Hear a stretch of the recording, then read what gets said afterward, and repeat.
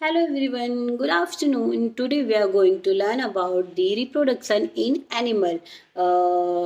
Reproduction in animal जो कि बच्चा हमारा एनसीईआरटी के क्लास 8 का चैप्टर नंबर 6 है। आज हम लोग डिटेल में रिप्रोडक्शन इन एनिमल के बारे में पढ़ने वाले हैं। Before start the class first of all content के बारे में हम लोग अच्छे से अंडरस्टैंड कर लेंगे कि कंटेंट जो है मतलब चैप्टर का जो कंटेंट है, जो टाइटल है उसको उसका मतलब क्या है। चैप्टर के टाइटल अगर हम लोग समझ जाएंगे तो पूरा पता चल जाएगा कि इस चैप्टर में प्रॉपर दिया क्या हुआ। ओके तो रिप्रोडक्शन इन एनिमल, रिप्रोडक्शन को क्या बोलेंगे हम लोग? प्रजनन। और इन एनिमल है तो मतलब जीवों में प्रजनन। ओके रिप्रोडक्शन इन एनिमल, बच्चा जो रिप्रोडक्शन होता है वो ओनली लिविंग थिंग्स में होता है, नॉन लिविंग थिंग्स में नहीं होता है। सिर्फ वो लाइक दैट प्लांट्स में भी रिप्रोडक्शन होंगे, एनिमल में भी रिप्रोडक्शन होंगे, इन ह्यूमन बींग में भी रिप्रोडक्शन होंगे।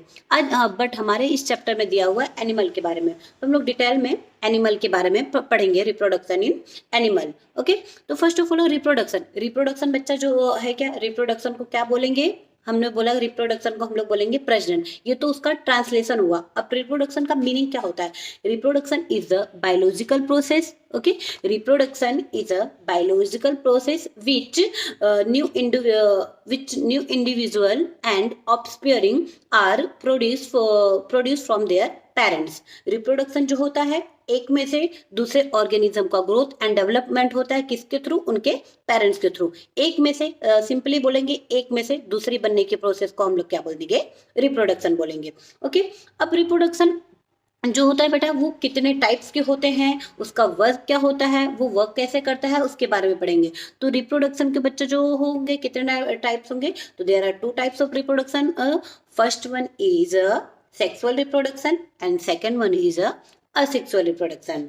ओके सेक्सुअल रिप्रोडक्शन को हम लोग बोल देंगे बेटा हिंदी में लैंगिक प्रजनन, और असेक्सुअल रिप्रोडक्शन को हम लोग बोलेंगे अलैंगिक प्रजनन। लैंगिक प्रजनन बेटा फर्स्ट जो है sexual reproduction.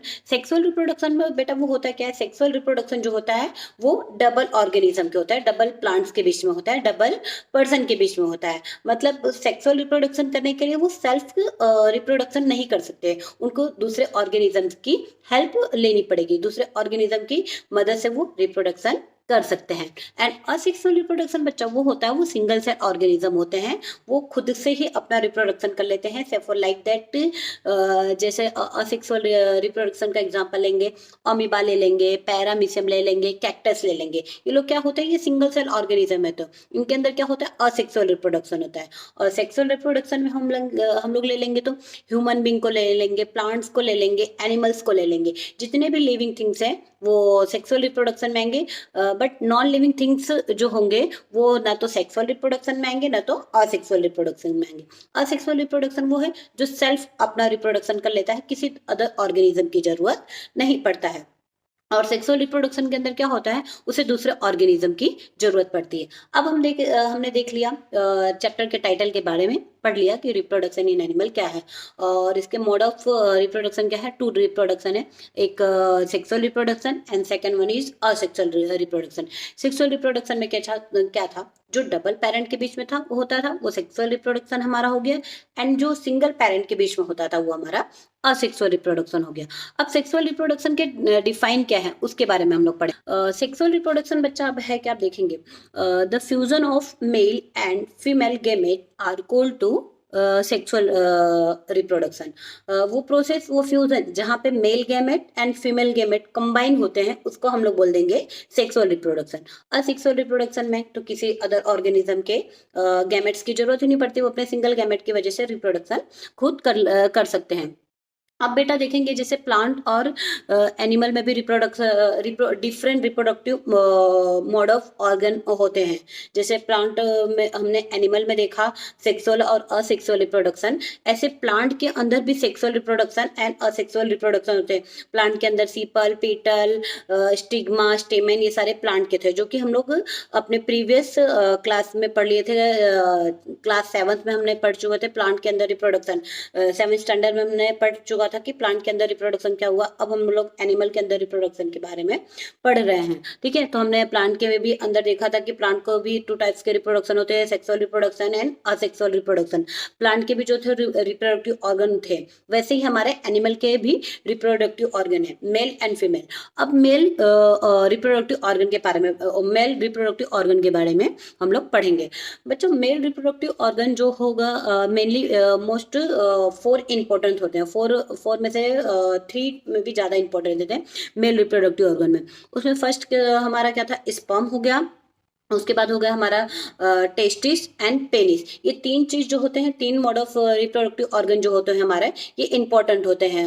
Male reproductive organ में 3 जो पार्ट्स होते हैं वो हमारे इंपॉर्टेंट हो गए। कौन से, एक टेस्टिस हो गया हमारा, और पेनिस हो गया हमारा, और हमारा क्या हो गया, sperm duct. Okay, sperm duct, testis और पेनिस, ये 3 हमारे मेल रिप्रोडक्टिव ऑर्गन है। जैसे हमारे male reproductive 3 organ main important है, वैसे ही फीमेल के भी 3 मेन रिप्रोडक्टिव ऑर्गन इंपॉर्टेंट है। उसमें फीमेल रिप्रोडक्टिव ऑर्गन के जो 3 इंपॉर्टेंट पार्ट है, वो फर्स्ट वन क्या है हमारा, ओवरी है, ओविडक है एंड यूटेरस है। ठीक है, अब मेल रिप्रोडक्टिव ऑर्गन में हमने जो पढ़ा था, टेस्टिस पढ़ा था। टेस्टिस कहाँ, जहाँ पे स्पर्म का फॉर्मेशन होता है, और पेनिस कहाँ, जहाँ से स्पर्म रिमूव होता है, और ये स्पर्म डक्ट क्या है, वो पाइपलाइन जहाँ से स्पर्म ट्रांसफॉर्मेशन होता है। अब बच्चा, अब बोलोगे कि मैम ने स्पर्म बता दिया, इसके पहले में तो पहले ये तो बताया नहीं, मेल रिप्रोडक्टिव ऑर्गन में जो टेस्टिस है उसका कार्य क्या होता है, उसका वर्क क्या होता है, वो क्या है। The testis produce male gamete is called to sperm. The testis produce male gametes is called to sperm. And the ovary produce female gametes is called to ova and eggs. Testis जो male gamete produce करता है, जिसको हम लोग बोल देंगे sperm, and the ovary जो होता है वो फीमेल गैमेट को प्रोड्यूस करता है, जिसको हम लोग बोल देंगे ओवा बोलेंगे, या फिर उसके दूसरे शब्दों में उसको बोल देंगे एग बोल देंगे।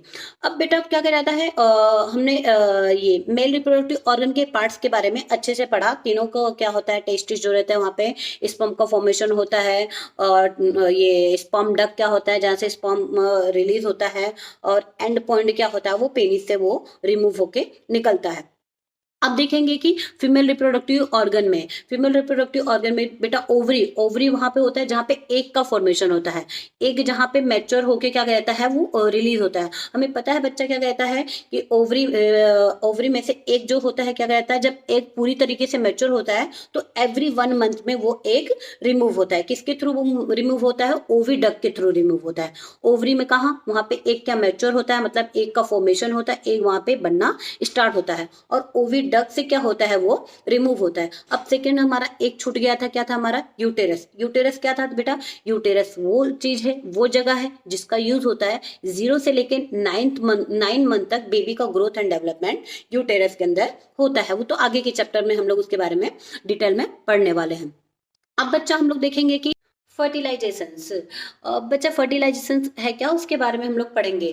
फर्टिलाइजेशंस, the process of meeting of an egg cell come from the mother and sperm cell come from the father, and new individual inherits are the some characters are the fathers and some of the characters are the mother. फर्टिलाइजेशंस वो process है जो egg cell जो आते हैं वो mother के अंदर से आते हैं, और स्पर्म सेल जो होते हैं वो फादर्स के अंदर आते हैं। तो उनका जो न्यू इंडिविजुअल इनहेरिट्स होते हैं, उनका जो फीटर्स आता है क्या कहता है, उसके अंदर कुछ कैरेक्टर्स जो होंगे उनके फादर्स के होंगे, कुछ कैरेक्टर्स जो होंगे उनके मदर्स के होंगे। से फॉर लाइक दैट आप अपने ब्रदर और सिस्टर को देख सकते हैं कि आपके भाई जो होते हैं वो आपकी मम्मा की तरह दिखते हैं, और आपके बहन जो है वो आपके पापा की तरह दिखते हैं, क्योंकि होते हैं वो एग सेल और स्पर्म सेल के फॉर्मेशन से वो होता है। अब बच्चा देखेंगे कि ये फर्टिलाइजेशन जो होते हैं वो 2 टाइप्स के होते हैं। जैसे हमने देखा था रिप्रोडक्शन के 2 पार्ट्स थे, sexual reproduction and asexual reproduction, वैसे हमारे फर्टिलाइजेशन के भी 2 पार्ट्स हैं। 2 पार्ट्स में पहला पार्ट जो हमारा होगा वो internal fertilization, and second one is external fertilization. अब इंटरनल फर्टिलाइजेशन है क्या, first internal fertilization take place from the inside the female body is known as internal fertilizations. Internal fertilization जो होते हैं वो फीमेल के इनसाइड बॉडी में होते हैं, उसको हम लोग बोल देंगे इंटरनल फर्टिलाइजेशन। से फॉर काउ डॉग, इसके एग्जांपल जैसे हम लोग देख लेंगे, काउ डॉग एक्सेट्रा, जितने हो गए ETC सारे एग्जांपल हो गए। अब सेकंड हम लोग देखेंगे कि external fertilization. Second external fertilization, male gamete and female gamete take place the outside of the female body is called to external fertilization. जो फीमेल बॉडी के आउटसाइड में होता है वो हमारा हो जाएगा एक्सटर्नल फर्टिलाइजेशन। इसके एग्जांपल हो जाएंगे बच्चा फिश, स्टार फिश। ओके बच्चा, आज हमने देखा रिप्रोडक्शन के बारे में पढ़ा, रिप्रोडक्शन के 2 पार्ट्स के बारे में पढ़ा, sexual reproduction and asexual reproduction.